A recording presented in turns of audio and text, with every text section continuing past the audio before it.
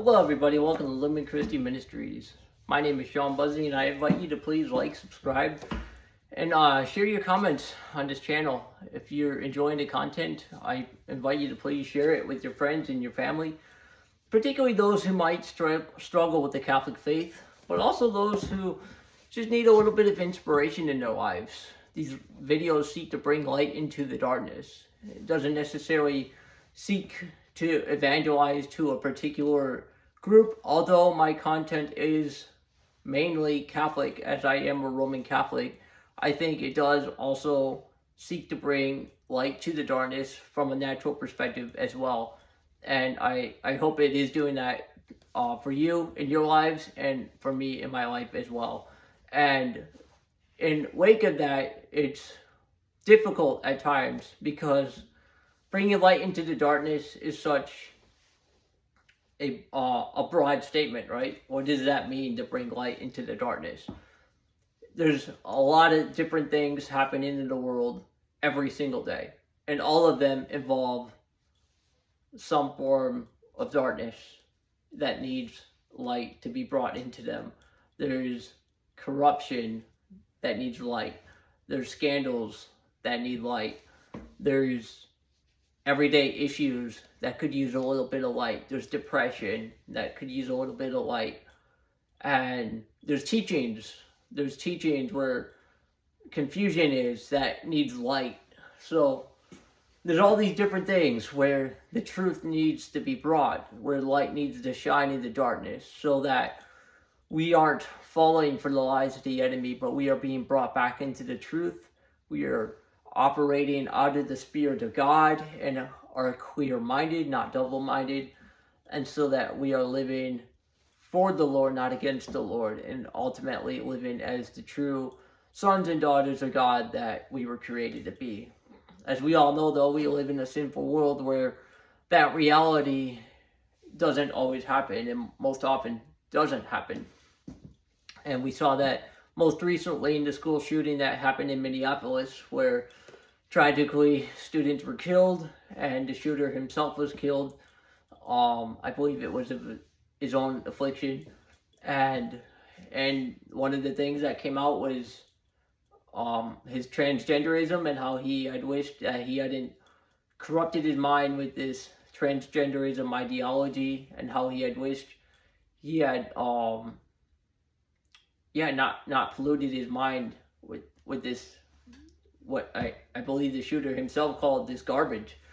And he floods his mind with these lies of his false identity, and he believes it, and only God knows how much that played a role in his action to kill those kids that day. And that's not even the heart of the matter. The heart of the matter isn't the gun violence. The heart of the matter isn't the transgenderism.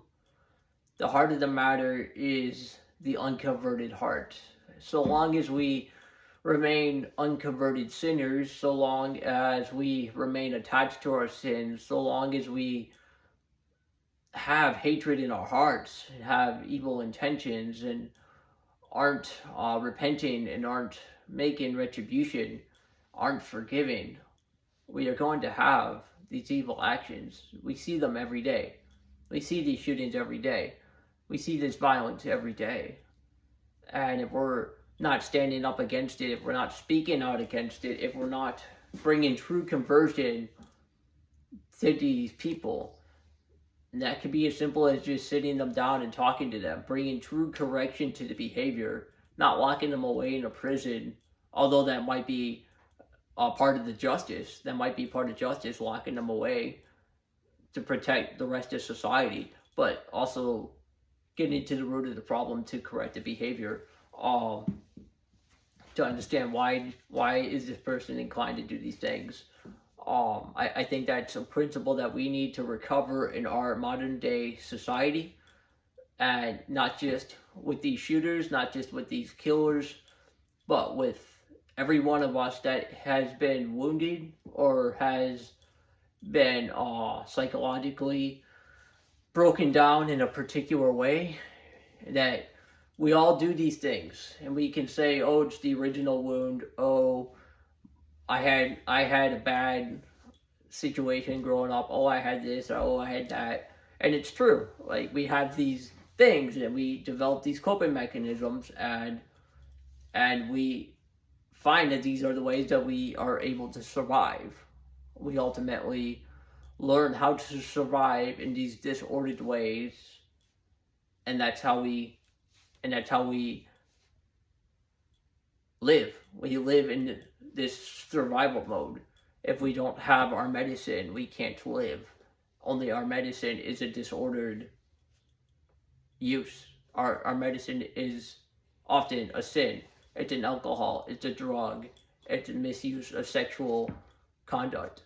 And we are drawn away from the truth, we are drawn away from love, and we are drawn into disordered behavior. And so what are we getting at? What is the purpose of this video? The purpose of this video was to talk about this book. A simple book called Clay by Ned Erikson, where this piece of clay goes on this journey of desiring to find his meaning and purpose in life after being betrayed by his best friend growing up. His best friend is a human, and when his human friend betrays him for, would you know it, a pretty girl and a bully, he's hurt, he's wounded, he's broken, he feels like a shell of himself, and he just goes on this desire, like the rest of us, just desiring to be made, of desiring to be made new, of desiring to be something else, anything else. He's tired of being simply a piece of clay.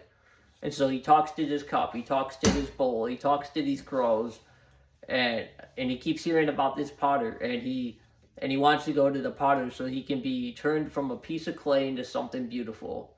And this whole journey is a recognition of how he's failing to see his beauty within. He's failing to see his own beautifulness of simply being clay. And he feels in his woundedness that he will only be beautiful when he becomes something else. And I feel like this story, which is very Christian oriented, can help us see how we too can do the same thing. I will only be happy when I get the next job. I will only be happy when I get that next promotion. I will only be happy when I retire. I will only be happy when I get the next paycheck. And it's this constant search for happiness, search for the next thing, search for the next comfortability.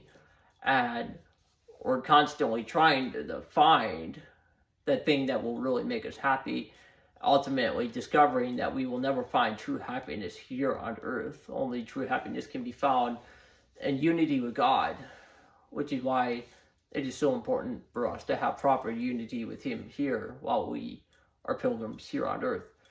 And so this journey of life leads us to find our meaning, our meaning and purpose.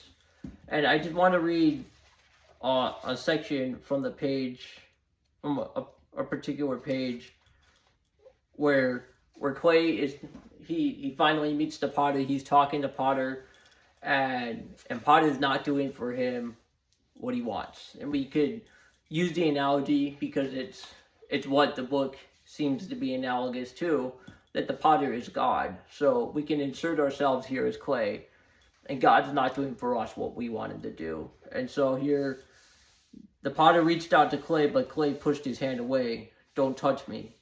Clay said to the potter, "Don't call me that. I don't want to be clay. I want to be a bowl or cup or prayer for a daughter. I want a name like that. I've been waiting all this time to get a name like that." Clay was shaking. "I can't believe that after all you put me through, you refuse to have the decency to give me one." "What do you want me to become?" asked the potter. "I don't care. You're the potter."